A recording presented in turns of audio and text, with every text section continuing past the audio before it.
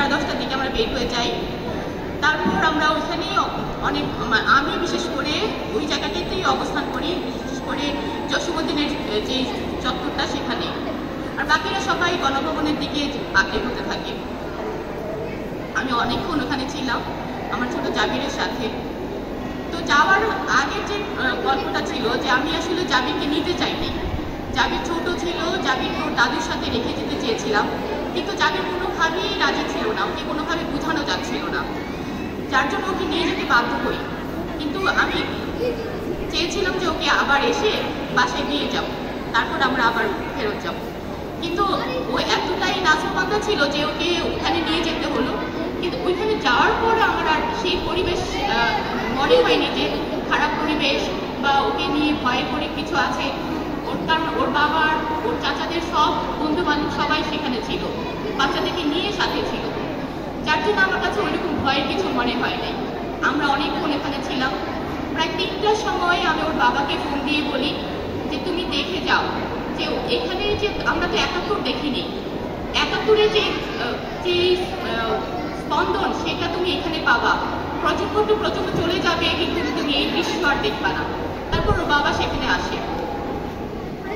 এরপর ওরা ওই যে জসীমউদ্দিন যে আন্ডার কনস্ট্রাকশন একটা ব্রিজ আছে সেখানে উঠে ওরা 4 জন, আমার 2 ছেলে, আমার ভাতিজা আর সাথে ওর বাবা, ওই ব্রিজে উঠে ওরা আন্দোলন দেখতে থাকে। আমার ছেলে খুব খুশি ছিল তখন। আমি ওকে নামতে বলি, তখন বাজে 4টা। আমি নামতে বলে ওর বাবা আমাকে বলছে যে তোমার ছেলেই তো নামছে না, ও আরো আন্দোলন দেখবে। তারপর যখন 4:30 বাজে আমরা ঠিক গুলির আওয়াজ শুনতে পাই, সেখান থেকে তখন ওরা হুড়োহুড়ি করে নামতে থাকে। আমি ওকে কোলে করে নামাই, ওর বাবার হাত ধরে ও যখন ছুটতে থাকে, এপিবিএনের যে উত্তর গেট সেখান থেকে একটা গুলি এসে আমার ছেলে উড়োতে লাগে। ও উফ শব্দ বলে নিচে পড়ে যায়। আমি দেখি, পিছন ফিরে দেখি, আমি একটু পিছনে পড়ে গিয়েছিলাম, পিছন করে দেখি যে ওর পাটা রক্তে ভিজে যায়, ও আর হাঁটতে পারছিল না। ওর বাবা ওকে খুলে তুলে নিয়ে কুয়েত মেডিকেল হসপিটালে নিয়ে যায়। ওইখানে কোনো রকম কোনো সুবিধা ছিল না একটা বাচ্চার চিকিৎসার জন্য। আমাদের পরিবারের পুরো পরিবার তখন ওইখানে উপস্থিত ছিল। সবার তখন ও পজিটিভ রক্ত ছিল, সবার আমাদের ও পজিটিভ রক্ত, কিন্তু কেউ আমরা ওকে রক্ত দিতে পারি নাই। কুয়েত মেডিকেল হসপিটাল সেই রক্ত নেওয়ার ব্যবস্থাই ছিল না। আমার বাচ্চাটা রক্তক্ষরণে সেখানে মারা যায়, ও শহীদ হয়। আমি এখানে শুধু দাঁড়িয়েছি আপনাদেরকে আমার বাচ্চার গল্পটা বলার জন্য। শহীদ জাবির ইব্রাহিমের গল্প। ও এই স্কুলে পড়তো, আমি ওকে নিয়ে আসতাম।